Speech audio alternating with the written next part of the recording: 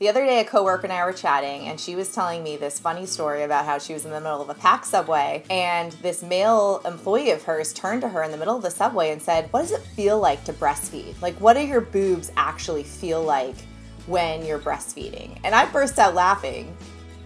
But it did get me thinking about how millennials are known for not being able to really handle face-to-face interaction and not really knowing what's socially acceptable. Because if you can tweet or you can email or you can text and you don't actually have to see someone's facial expression, you might say a lot more things that you wouldn't say than if you were actually face-to-face. So as a result of all this, email and texting, it does make a lot of sense that people don't really know what they should or shouldn't be asking in certain situations. And we've all been put in situations where we've been asked questions that we really actually have no idea what to do with because the questions themselves are just so ridiculous. So today I want to talk through the top 5 questions that I think millennials should avoid asking people unless they know them extremely well. The number 5 question is, are you pregnant? This is just a really awkward question to ask people, especially if you don't know them well. Because you're basically saying that I see some sort of physical attribute going on about your body that makes me feel like you are pregnant. Maybe your boobs look extra big, maybe your stomach looks extra fat. But ultimately, it just leads to awkwardness because like 9 times out of 10, if you don't know they're pregnant, they're not pregnant.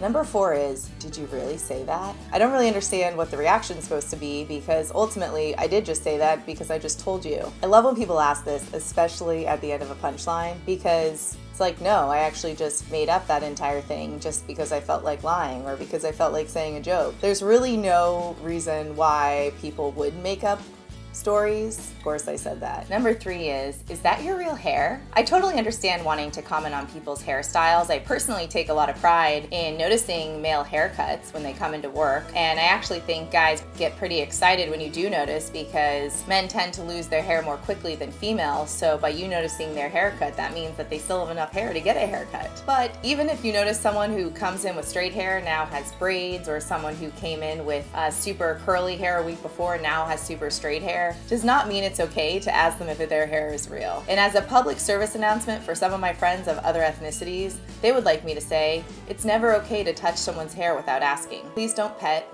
anyone's hair. Number 2 is, are you going to eat all that? So when you ask someone this, they basically have a dilemma that makes them feel bad about themselves either way. If they eat everything on their plate, you've already made it clear that you think their plate is too big and that they shouldn't eat all of it. And if they don't eat all of it, then 1, they might end up hungry, or 2, they might end up just feeling like they're wasting money because they left food on their plate. The number 1 question to avoid asking people is, are you tired? When someone says this, they're basically saying, you look horrible, or oh my gosh, you didn't get any sleep, or oh, what have you been up doing? Looks like you've been partying all night. So asking this question is basically just telling people that they look bad. Hopefully you found this list helpful, and for those victims of the questions, hopefully it'll happen less often. And if you do ask these questions, don't say I didn't warn you. See you next time.